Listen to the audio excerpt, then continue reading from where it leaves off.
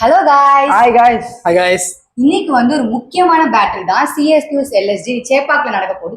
சிஎஸ்கேக்கு வந்து இது ஒரு மஸ்ட் வின் மேட்ச். அவங்க ஜெயிச்சாதான் அவங்க பிளேயர்ஸ் வாய்ப்பு வந்து அதிகமாக இருக்கும். நான் நினைக்கிறேன் நீ சிஎஸ்கே தான் கன்ஃபார்ம் வின் பண்றாங்க. பிகாஸ் லாஸ்ட் மேட்ச் அவங்க சூப்பரா பவுல் பண்ணிருக்காங்க. கேப்டன்சி வேற லெவல்.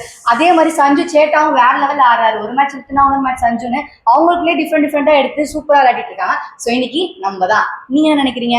இன்னைக்கு வந்து எல்எஸ்சி தான் ஜெயிக்கும் நான் நினைக்கிறேன். காரணம் வந்து அவங்க வந்து ஐபிஎலோட எண்டில் வந்து ஒரு ஃபார்ம் ஒரு ரிதம் கண்டுபிடிச்ச மாதிரி தெரியுறாங்க.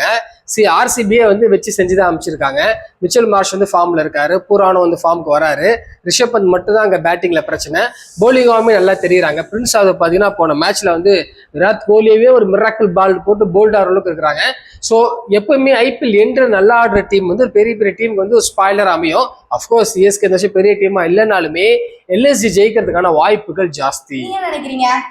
எனக்கும் அந்த எல்எஸ் டைன் பண்ணான்னு தோணுது. மார்க்ரம் செம்மையா அடிக்க போறாரு. நீங்க பார்க்கலாம் போறீங்க. மார்க்ரம் அடிக்கிறத நாங்களும் பார்த்துட்டு தான் இருக்கோம். இந்த மேட்ச் இந்த பிச்சர் கன்ஃபிடபிள் சென்னை பிச்சர் எல்லாம் கன்ஃபிடபிளா ஈஸியா ஆட வரும். ஏன்னா ஆடி பூரான் ஃபார்ம் கண்டாரு. மிச்சல் மார்ச் பங்கு கொஞ்சம் போன மேட்ச் எல்லாம் ஃபார்ம் அந்த மாதிரி இருந்தாரு. இன்னும் ஒரு ஆள் மட்டும் தான் மிஸ்ஸிங். இந்த வருஷம் வந்துருவாரு. சிஎஸ்கே போடுறாங்க. ஓகே, லக்கி பால் ப்ரெடிக்ஷன் பார்க்கலாம். நானே எடுப்பேன். இவங்களே எடுப்பாங்க. ஃபௌசியாவே எடுப்பாங்க.